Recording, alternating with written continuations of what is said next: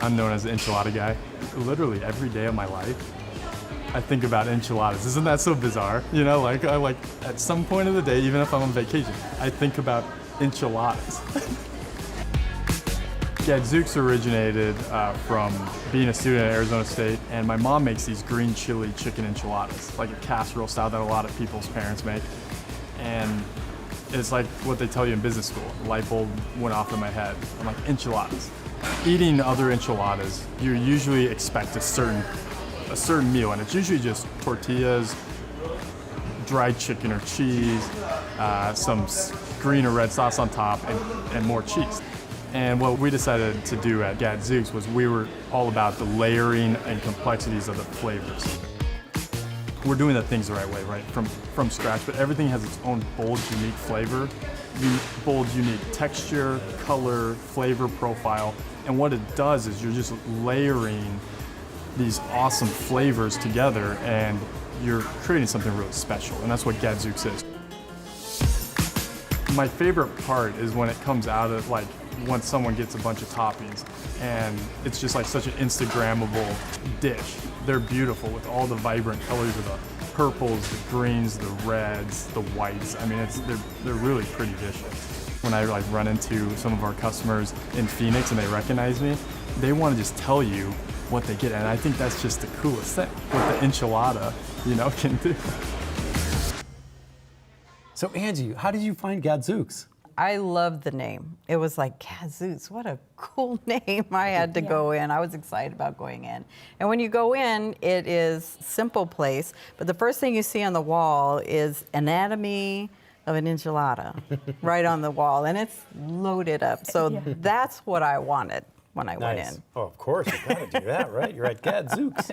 Well, first I was a little taken back by it said reinventing the enchilada, and I thought, well, what exactly is there to be reinvented? And I was pleasantly surprised. You go up to the front there, and they ask you, what ingredients do you want on the inside? So you have a variety of all these different types of meats, but then you also have the delicious creamed spinach or the sweet and spicy cornbread, which is not typical for enchiladas. Yes. Right. So And sitting there, mushrooms and The yes, pickled the spinach and onions, mushrooms. the pickled onions are, I love that on top. Exactly. And an egg on top. And you then can get an you egg. have to get the egg on top. If you want the true experience, you have to get the egg on top. I agree. Yeah.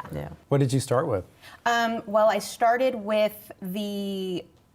You mean as far as food? Yes. Oh. Oh no, you can say anything. Oh. What did you say? Well, I read poetry, and had a little macchiato. Yeah. Well, to be completely honest with you, I started with a selfie right outside on there. Good. Yes, I like honesty. Because, you know, it said reinventing the enchilada, so I'm like, I gotta take a picture right here.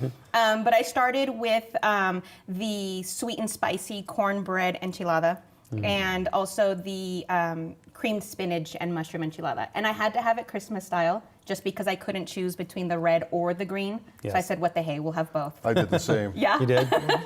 Which one did you choose? Oh, I had the bison and I had the short ribs beef and Nick, I think again, you like the various meats. We're going to learn more about that throughout the show, I think. Absolutely. And You're again, willing to take a risk. Christmas style. What's life about? You have to enjoy it. That's right. So how was the bison? Actually, it was very good. I was actually expecting it to be a little bit gamey, but it wasn't. It was very beefy, but it was still tender and moist. But Christmas style gave you both spices, a little bit hotter, a little bit milder. Truly enjoyable. And you had corn chowder, which, you know, is very, very south of the border, of course. Yes, spicy south potato of corn chowder. Massachusetts border, or New Hampshire, to be specific. You know.